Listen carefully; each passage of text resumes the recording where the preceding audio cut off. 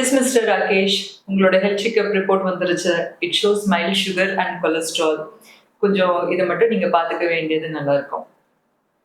சரி டாக்டர், இப்போ நான் ஃபுட்டு என்ன ஃபாலோ பண்ணும்? ஸோ ஃபுட்டு சாப்பிட்றது மட்டும் கேட்டுட்டு இருக்காதீங்க. You need to ask me about எவ்வளோ எக்ஸசைஸ் பண்ணலாம் டாக்டர், என்ன எக்ஸசைஸ் பண்ணலாம், எப்போ பண்ணலாம், இந்த மாதிரி கொஸ்டின்ஸ் கேட்கறதுக்கு பழகிக்கோங்க. நமக்கு சாப்பாடு சாப்பிட்டாலும் ஒண்ணுதான், டிஃபன் சாப்பிட்டாலும் ஒண்ணுதான், ரெட் ரைஸ் சாப்பிட்டாலும் ஒண்ணுதான். நார்மல் ரைஸ் சாப்பிட்றதுல கொஞ்சம் மைல்டு உங்களுக்கு கிளைசமிக் இண்டெக்ஸ் வேரியேஷன் இருக்கலாம். பட் டசன்ட் மீன் அதுல உங்களுக்கு ஓவரால் ஃபுல்லா எனக்கு சுகர் கண்ட்ரோல் ஆகும் அண்ட் கொலஸ்ட்ரால் கண்ட்ரோல் ஆகும்னு சொல்றதெல்லாம் தப்பு.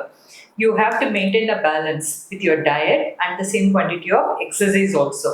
நிறைய பேஷண்ட்ஸ் கேட்பாங்க, 2 இட்லி தானே டாக்டர் சாப்பிட்றேன், எனக்கு அப்பவும் ஏன் வெயிட் கூட்டிகிட்டே போறது? பிகாஸ் 2 இட்லியில நமக்கு இவ்வளோ கேலரிஸ் கிடைச்சா கூட அதை விரயம் பண்ண வேணும். நம்ம அது எவ்வளோக்கு எவ்வளோ கேலரிஸ் நம்ம வீணாக்குறோமோ அப்போ we will be able to maintain the body mass index.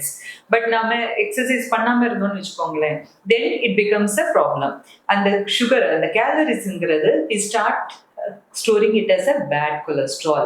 நம்ம ஃபுட்டே சாப்பிட்ருக்கோம், அதுல வர சர்க்கரையை வந்துட்டு நம்ம எப்படி சேமிச்சு வைக்க ஆரம்பிக்கிறோம்னா ரொம்ப கெட்ட கொலஸ்ட்ரால சேமிக்க வைக்க ஆரம்பிக்கிறோம்.